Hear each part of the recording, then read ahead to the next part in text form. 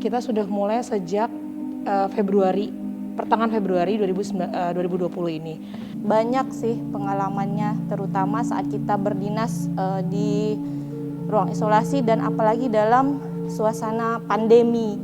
Jarang sekali yang kita berdinas yang namanya situasi pandemi ya. Baru kali inilah saya selama 21 tahun jadi perawat merasakan berdinas di dalam situasi pandemi. Itu sungguh beda dan sangat berbeda dari situasi sebelumnya. Karena kita di situ harus ada protokol yang banyak sekali harus kita terapkan. Karena kita tahu COVID ini bisa menular. Jadi kita harus pakai hazmat, kita harus pakai Google, kita harus pakai sepatu bot. Sebelum kita berdinas ke pasien itu, kami memakai baju itu aja kita butuh waktu setengah jam. Dan itu tidak boleh ada celah sedikit pun dalam wajah kita, dalam badan kita. Jadi memang benar-benar safety. Itu pengalaman hazmat ya, pemakaian APD-nya. Untuk pengalaman fisik, secara mental, psikis itu sangat-sangat luar biasa. Kenapa saya bilang sangat luar biasa? Begitu perawat ditunjuk, dibilang mau berdinas di ruang COVID-19 di ruang mawar, tidak semua perawat yang mau. Karena kita tahu banyak berita-berita di luar Tanjung Pinang ya, khususnya di daerah Jawa. Itu begitu dengar kabar ada perawat yang meninggal, dokter yang meninggal, itu kami terutama saya pertama yang ditunjuk pihak manajemen rumah sakit sebagai kepala ruang COVID. Justru jujur awal-awalnya saya sangat drop, sangat down dan berpikir, aduh gimana ini gitu, bisa nggak saya jalanin ini? Tapi insya Allah dengan restu keluarga, suami semua, saya yakinkan bahwa saya harus bisa karena ini sudah sumpah janji saya kepada yang di atas bahwa tugas itu adalah segalanya gitu. Banyak sekali ya, mulai dari kita jumpa banyak karakter orang dari luar, dari Pinang sendiri ataupun dari daerah-daerah lain. Salah satunya pengalaman yang paling kita ingat sampai sekarang, beberapa pasien yang lari mau pulang, kemudian kembali lagi. Ada juga ya dengan banyak-banyak kesabaran lah kita menghadapi mereka. Ya memang awal pertama yang saya yakinkan itu adalah suami, karena saya sudah berkeluarga. Awal-awal suami sempat menolak, bahkan kami sempat terjadi selisih paham gitu. Maklum, anak saya 5, masih kecil. Saya punya anak kembar nomor 4 dan nomor 5, masih berumur 1,5 tahun. Jadi saat itu suami saya amat sangat melarang saya. Tidak boleh. Apakah nggak ada perawat yang lainnya selain kamu? Banyak perawat yang lain katanya gitu. Tapi alhamdulillah saya selalu yakinkan kepada suami saya. Insya Allah berdoa saja setiap hari untuk kesehatan saya, untuk kesehatan teman-teman saya yang berdinas. Dengan APD yang kita punya, kita bisa jalanin ini, saya bilang gitu. Ini tidak semua orang terpilih, hanya orang-orang tertentu aja yang terpilih untuk bisa berdinas di dalam suasana pandemi ini, saya bilang. Saya terpanggil, dan saya sudah dipilih, dan ini sudah juga janji saya. Dan kamu juga harus ngerti, karena sudah berkeluarga dan beristri seorang perawat, itulah risikonya, saya bilang gitu. Dan akhirnya dengan selalu saya beri pengertian, dan alhamdulillah suami saya mengizinkan, dan orang tua pun mau merawat anak-anak saya. Saya minta bantuannya, alhamdulillah saya sampai sekarang masih berdinas di ruang COVID. Kalau dari keluarga itu sih sebetulnya pasti ada wanti-wanti ya, baik dari keluarga kita sendiri ataupun dari pasien sendiri, kalau dari keluarga kita sendiri pasti mereka sudah mempercayakan kepada kita ya, untuk bagaimana caranya supaya bisa selesai, pasiennya sehat dan aman. Dari keluarga pasien sendiri mungkin kebanyakan mereka sih awalnya tidak terima ya.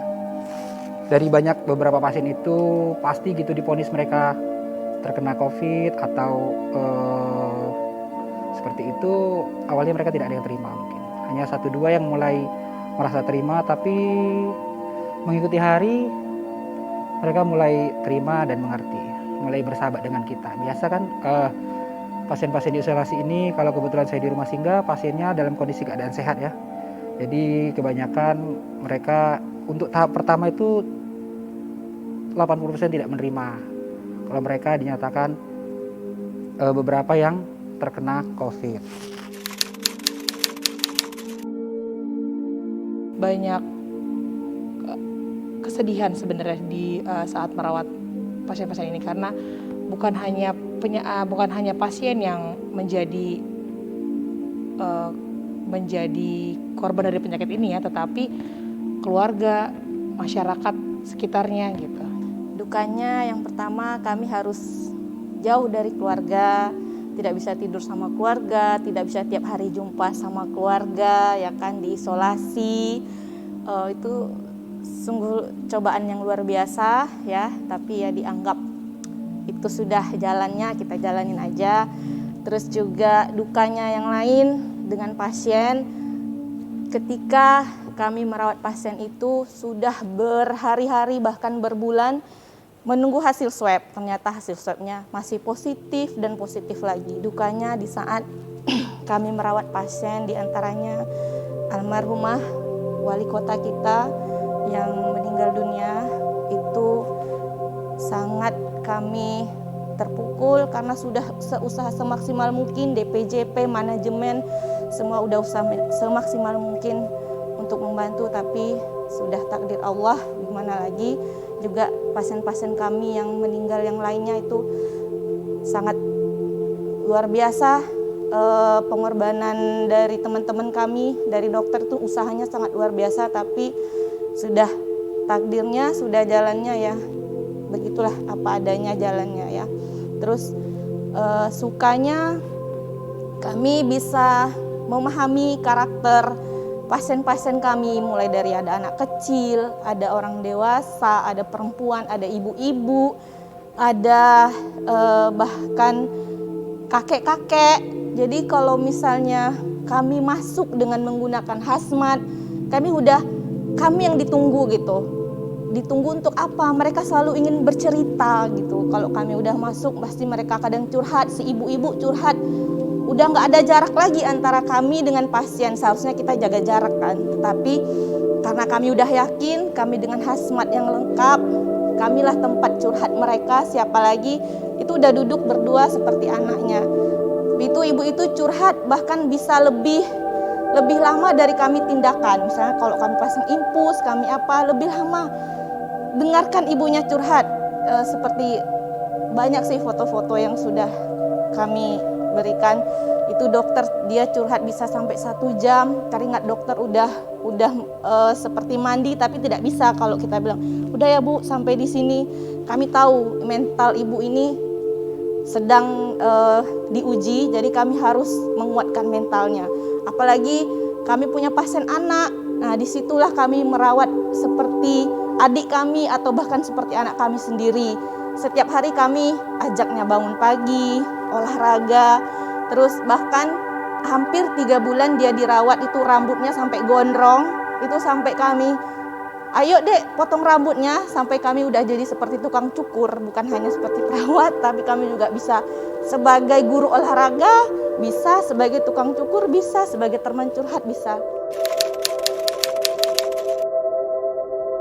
Pasti banget, waktu awal banget kita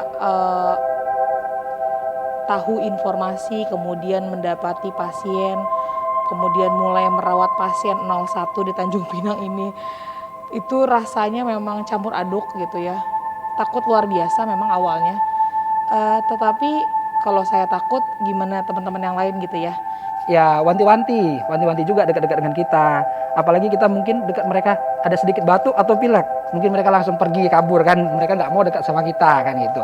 Baik tetangga juga seperti itu, jika mereka tahu, mereka juga lihat kita pasti takut gitu. Apalagi kita ada sedikit mungkin batuk atau bersin, wah mereka udah pasti duluan lari dari kita. Jadi di sini alhamdulillah di rumah sakit ini kami dari awal terbentuklah tim COVID ini gitu ya. Sudah dipikirkan oleh rumah sakit. Satu, saya emang minta tempat tinggal ya di sini ya gitu, karena kita minimalisir kontak dengan orang rumah, karena kita juga cukup kontak erat ya dengan pasien-pasien COVID ini. Kemudian yang kedua adalah konsumsi kami juga disediakan oleh rumah sakit. Kami dikasih makan, diberikan makan 3 kali sehari, kemudian dikasih snack, kemudian alat mandi kami juga semua disiapkan di sini gitu. Jadi kami memang supaya kami tidak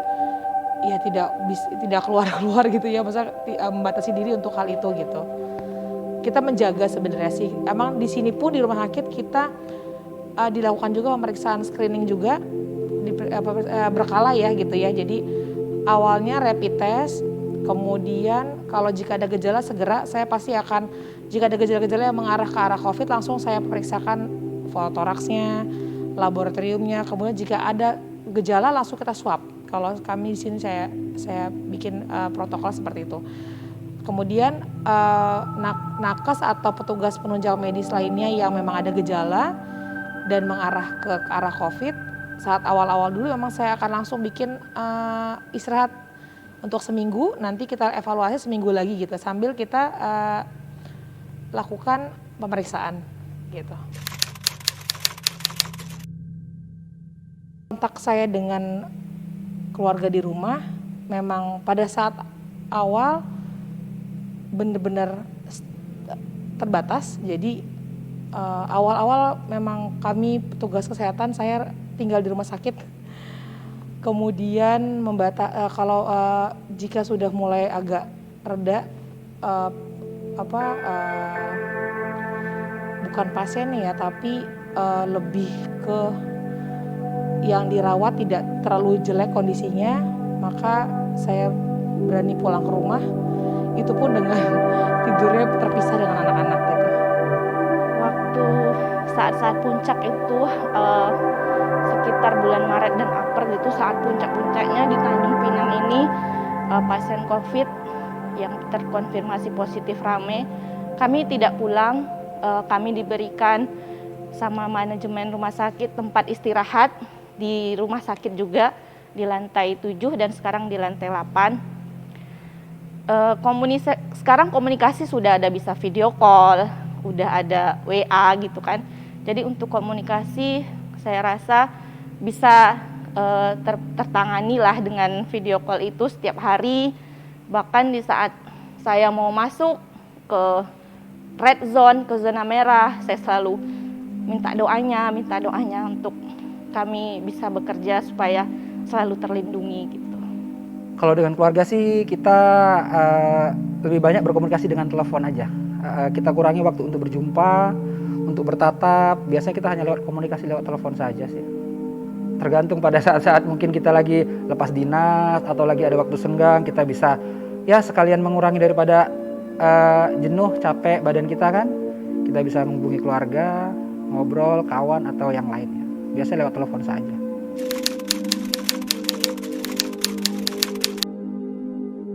Dan tim dokter lainnya kita memang disediakan tempat tinggal di rumah sakit ini, di kamar perawatan juga sebenarnya, cuman kita disediakan oleh rumah sakit untuk kami diberikan makan 3 kali sehari ditambah dengan snack dari yang diberikan juga dari pemerintah provinsi Kepri ini ya gitu ya.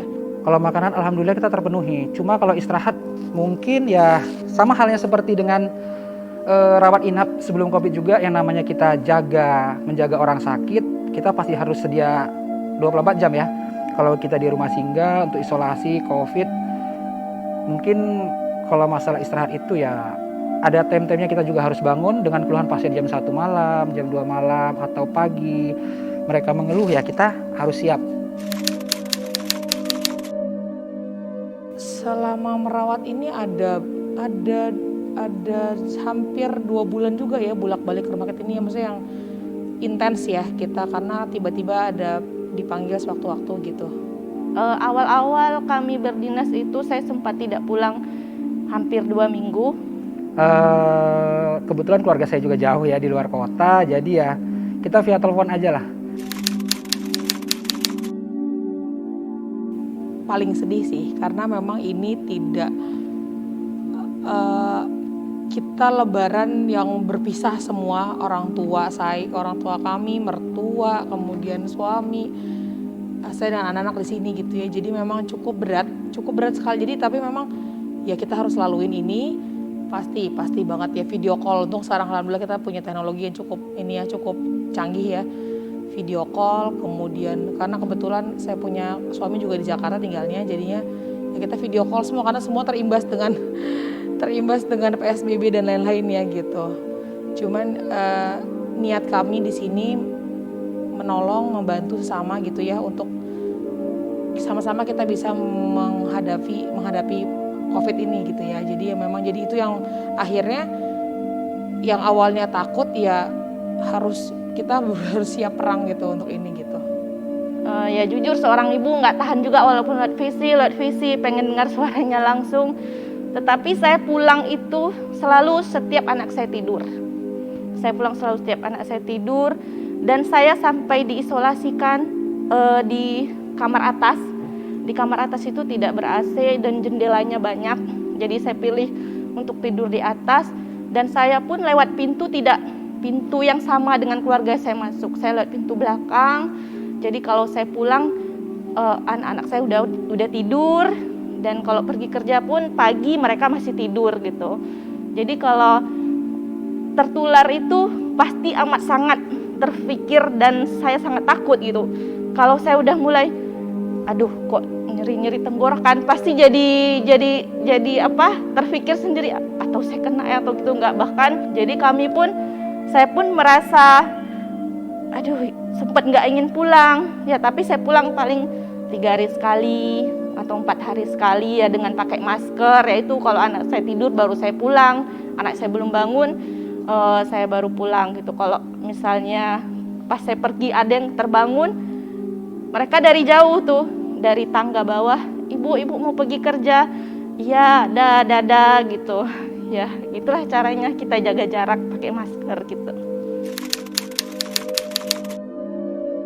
Cukup sedih ya, cuman karena di sini ada tadi keluarga besar rumah sakit ini cukup solid, cukup baik ya dengan kita semua.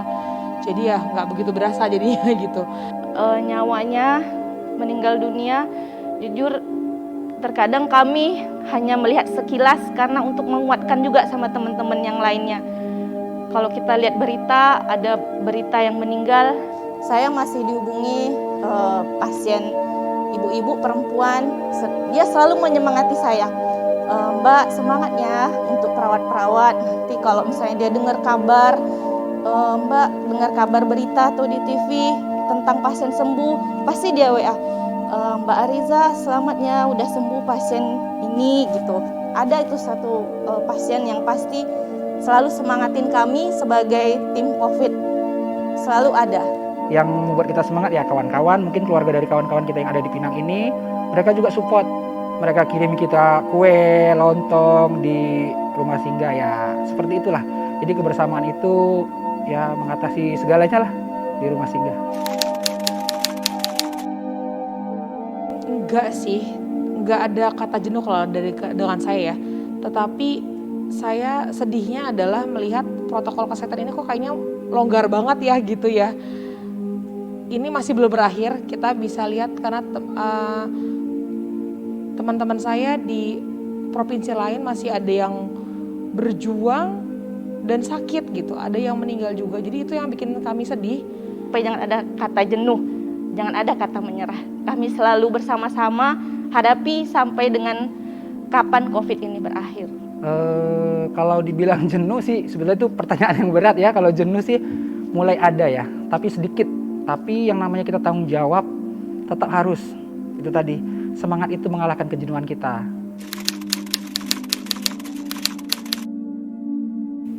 sedih banget sih. Kebetulan ini ada kakak kelas kami yang sedang juga berjuang di Medan, juga sedang lagi kondisinya cukup jelek gitu ya, tapi tadi pagi dapat kabar dari ketua PDPI kami, alhamdulillah sudah mulai perbaikan dengan pengobatan gitu ya. Saya berharap Dokter Andika semoga lekas sembuh ya kalau dengar acara ini. Pertama-tama ya kita turut berduka cita juga, kita sedih juga karena rekan sejawat kita dalam keadaan berdinas harus menghadapi pasien-pasien dan sampai dengan mengorbankan nyawanya, meninggal dunia. Jujur terkadang kami hanya melihat sekilas karena untuk menguatkan juga sama teman-teman yang lainnya. Kalau kita lihat berita, ada berita yang meninggal, ya cukup bilang kirim doa, Al-Fatihah, dan menguatkan diri sendiri bahwa insya Allah hidup, mati, maut, sehat semua ada di tangan Allah Subhanahu wa Ta'ala.